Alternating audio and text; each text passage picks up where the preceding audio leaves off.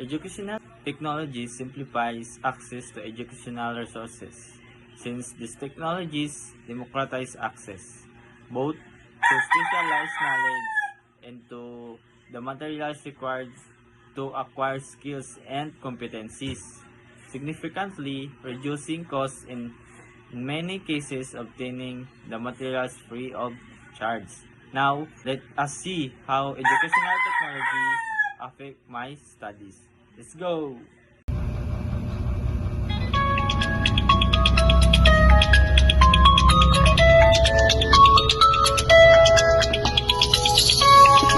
So ayun guys, nagising ako dahil may pupuntahan ako ngayon kasi mayroon pa kaming laro. Pero bago ang lahat ay nag-exercise muna ako. Ito yung ginagawa ko every morning kasi nag-apply ako ng Coast Guard. Stretching muna.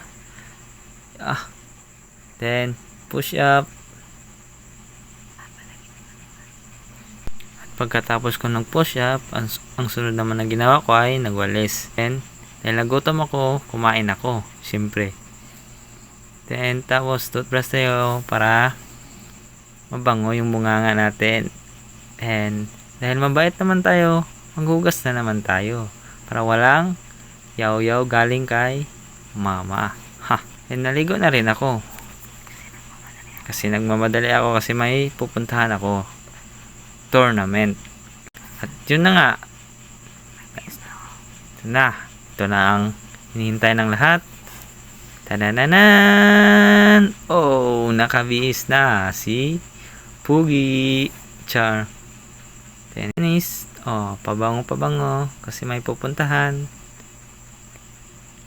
Yun na nga, nagmamadali kasi ako na lang ang inihintay sa team. Yun, crank para umandar. Yun, turbo, let's go. At umuusok pa. So yun guys, nagsimula na nga ang aming laro. Yun, naglalakad ako sa mid lane, lumiko sa left, at yun, bigla ko nakita meron pala kaming gagawin. Paano na to? Hindi ko na alam.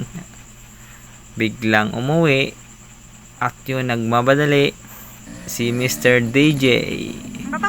Nakasimangot kasi hindi natapos yung laro. At yun na nga, sinimulan na ang report na gagawin. Binuksan ko na yung laptop. Ang tagal pa ng loading. Talagang matagal na Samsung na to. Pero sige lang, masipag tayo. Sisimulan natin ang ating report. Tagal ng loading. Dumaan sa Samsung, sumunod sa starting Windows. Mabot nga pala yan ng 2 minutes guys. Sa pag-open lang. Tagal. Kita nyo naman ang bagal. At yun na nga. Na-open na nga siya. At binuksan ko na ang importanteng apps. At yun ay ang PowerPoint. Ang gamit ng mga pogi. Charis. Ng mga estudyanteng mababait tulad ko. Charis.